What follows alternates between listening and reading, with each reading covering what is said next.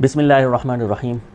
نحمدہ ونصلی علی رسولہ الکریم اما بعد۔ ٹرانزیکشنز میں فیئر ڈیلنگ یعنی صفائی معاملات اور ٹرانسپیرنسی یعنی شفافیت اسلامی تعلیمات کا حصہ ہے۔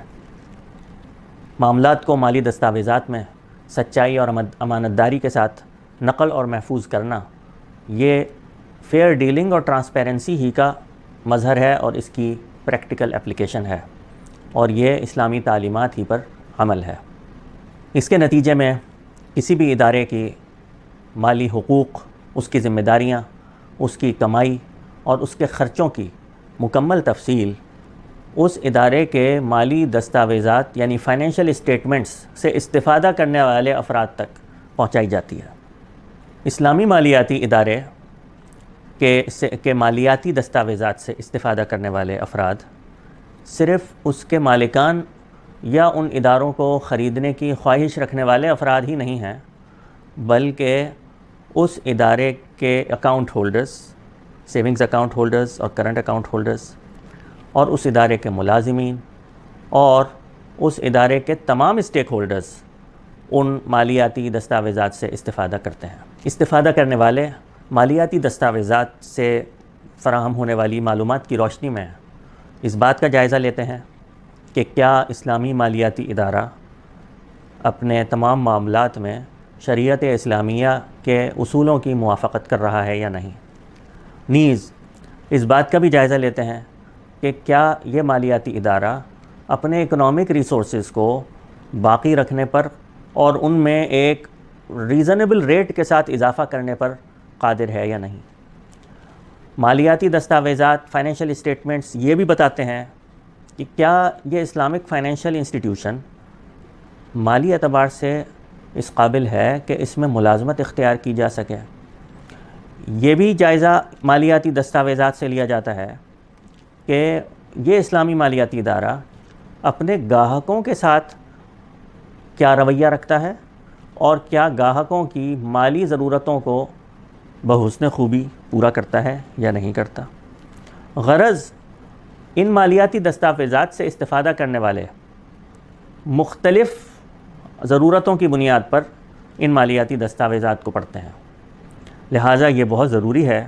کہ فائنینشیل اسٹیٹمنٹس کسی بھی اسلامک فائنینشیل انسٹیٹیوشن کے فیئرلی بنائے جائیں اور اس میں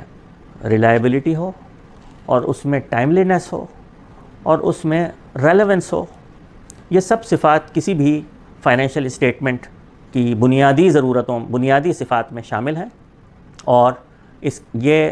اگر درست طریقے سے ان تمام کریکٹرسٹکس کو فائنینشیل اسٹیٹمنٹس میں مد نظر رکھا جائے تو ایسی صورت میں اسلامی تعلیمات پر بھی صحیح عمل ہوتا ہے۔ اس وقت پوری دنیا میں قطع نظر اسلامی مالیاتی اداروں کے تمام تجارتی اداروں اور تمام خواہ وہ کمرشل ہوں یا وہ NGOs ہوں،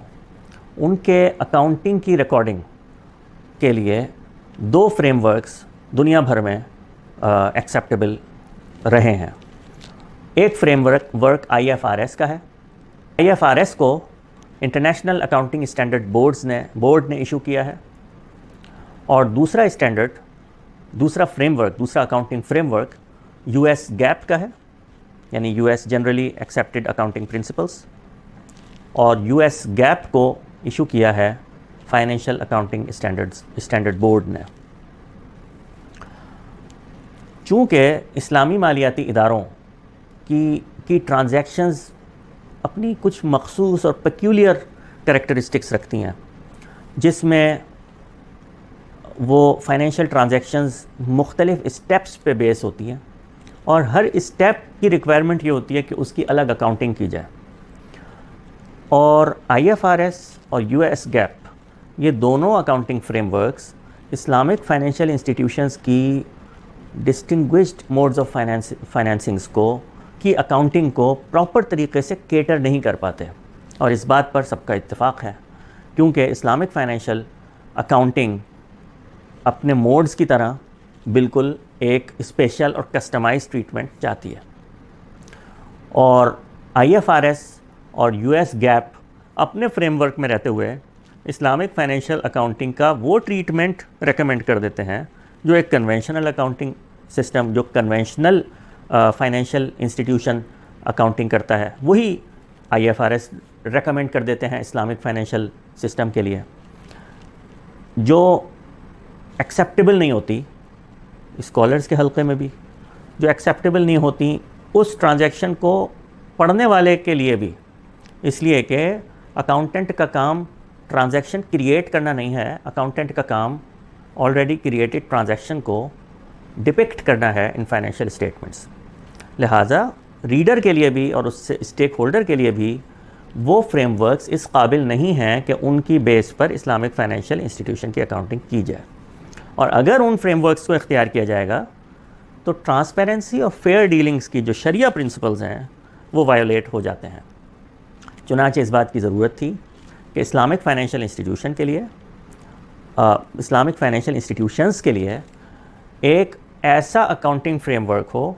جو ان کی ٹرانزیکشنز کو پراپر طریقے سے ریکارڈ کرے اور اس کو فائنینشیل اسٹیٹمنٹس کے ذریعے سے لوگوں کو پیش کرے. اس کام کا بیڑا سب سے احسن طریقے سے AOFI نے اٹھایا اور اس ذمہ داری کو اٹھا کر اس کو انجام بھی دیا. اور گزشتہ 3 دہائیوں سے AOFI اسلامک فائنینشیل اکاؤنٹنگ کو ڈیولپ کرنے میں مصروف ہے. اور یہ اصلاً AOFI کا ریزن آف ایگزسٹنس یہی اکاؤنٹنگ اسٹینڈرڈس کو ڈیولپ کرنا تھا. البتہ بعد میں AOFI کی طرف سے شریعہ اسٹینڈرڈس بھی ڈیولپ کیے گئے. AOFI کی زیر نگرانی جو اکاؤنٹنگ اسٹینڈرڈس بنائے گئے ہیں ان کو پھر ہر ملک اپنے لیگل اینڈ ریگولیٹری انوائرمنٹ کو مد نظر رکھتے ہوئے اڈاپٹ کرتا ہے، یا ان کو سامنے رکھتے ہوئے اس سے استفادہ کرتے ہوئے اپنے ملک کے اسلامک اکاؤنٹنگ کے اسٹینڈرڈس ایشو کرتا ہے. اکاؤنٹنگ اسٹینڈرڈس کے اس فریم ورک کے بن جانے سے، جس کا بنیادی کام AOFI نے انجام دیا، لیکن پھر ہر اسلامی مملکت میں اس کے اوپر غور و فکر جاری رہا. اس سے صرف یہ فائدہ حاصل نہیں ہوا کہ کتابوں کے ذخیرے میں ایک نئی کتاب کا اضافہ ہو گیا ہو جو شیلفز کی زینت بنے، بلکہ اس کے نتیجے میں پریکٹیکل امپلیکیشنز ہوئیں، بلکہ اس کے عملی اثرات مرتب ہوئے، بلکہ اس کا عملی دنیا میں، اسلامی مالیاتی اداروں کی عملی دنیا میں بہت دور رس اور گہرا اثر مرتب ہوا. چنانچہ اب پاکستان ہی کو اگر آپ دیکھیے تو پاکستان کے اسلامی مالیاتی اداروں کے فائنینشیل اسٹیٹمنٹس میں آپ کو صرف ایڈوانسز اور انویسٹمنٹس نظر نہیں آتی، بلکہ آپ کو وہاں پر باقاعدہ مال تجارت یعنی انوینٹری بھی نظر آتی ہے. آپ کو وہاں اثاثے نظر آتے ہیں جو ڈیپریشیٹ بھی ہو رہے ہوتے ہیں. ان چیزوں کا پہلے تصور نہیں تھا، اور IFRS اور گیپ کے فریم ورک میں رہتے ہوئے اس بات کا تصور نہیں تھا کہ کوئی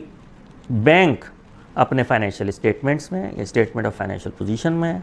انوینٹری کو ریکگنائز کرے، یا جو لیز اس نے کی ہوئی ہے،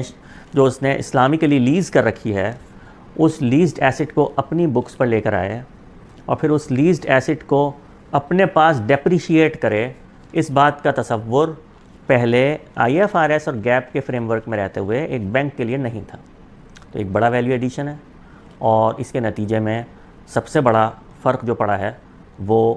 اس پرسیپشن میں بھی پڑا ہے کہ اسلامک بینک اور کنونشنل بینک دونوں بالکل ایک ہی طرح کام کرتے ہیں. یہ بات بالکل غلط ہے. اسلامک بینک جس طرح کنونشنل بینک سے اپنے لیگل فریم ورک کے اعتبار سے مختلف ہے، بالکل اسی طرح ایک اسلامک بینک کنونشنل بینک سے اکاؤنٹنگ کے فریم ورک کے اعتبار سے بھی کمپلیٹلی مختلف ہے. تو یہ سب چیزیں یہ بتا رہی ہیں کہ اسلامک فائنینشیل انسٹیٹیوشنز کی جو پوری انڈسٹری اور ان کا جتنی ان کی ویلیو ایڈیشن ہے وہ صرف اس حد تک محدود نہیں ہے کہ لوگوں کے مالی معاملات سے سود کو ختم کر کے جائز معاملات کیے جائیں،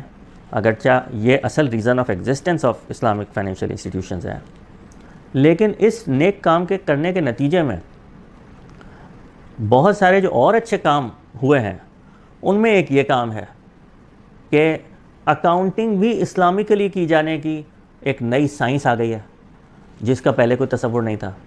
کہ اسلامک وے میں ٹرانزیکشنز کرنے کی اکاؤنٹنگ کیسے ہوگی، اس کا کوئی تصور نہیں تھا.